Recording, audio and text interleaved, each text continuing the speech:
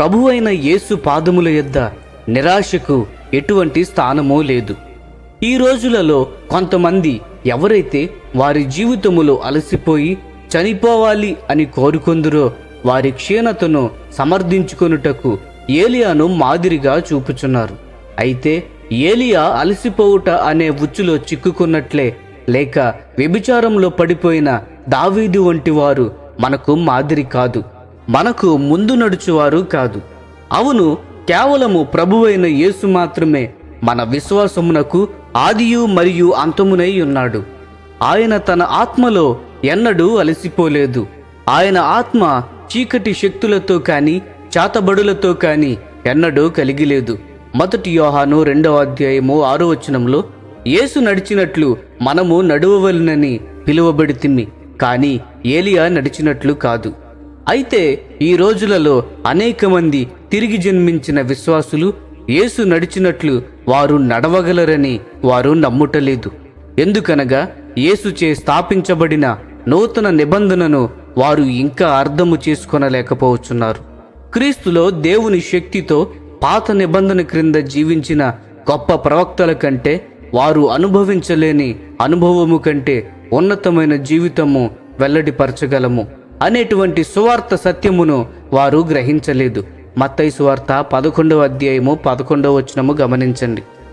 లేఖనములు మన గురించి ఈ విధముగా 1 యోహాను 4వ అధ్యాయము 17వ వచనంలో తీర్పు దినమందు మనకు ధైర్యము కలుగునట్లు దీని వలన ప్రేమ మనలో పరిపూర్ణము చేయబడి ఉన్నది. ఏలయనగా ఆయన ఎట్టివాడై ఉన్నాడో మనము కూడా ఈ లోకములో అట్టివారమై ఉన్నాము అని తెలియజేస్తుంది. అందును బట్టి మనము క్రైస్తవ పరుగు పొందుమందు తప్పనిసరిగా పరిగెత్తవలెను.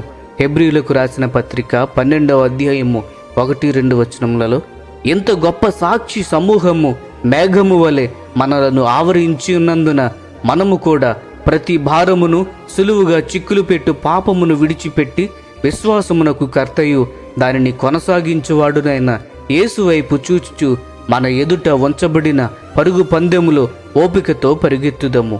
ఆయన తన ఎదుట ఉంచబడిన ఆనందము కొరకై అవమానమును నిర్లక్ష్యపెట్టి సిలువను సహించి దేవుని సింహాసనము యొక్క కుడి పార్శ్వమున ఆసీనుడై ఉన్నాడు.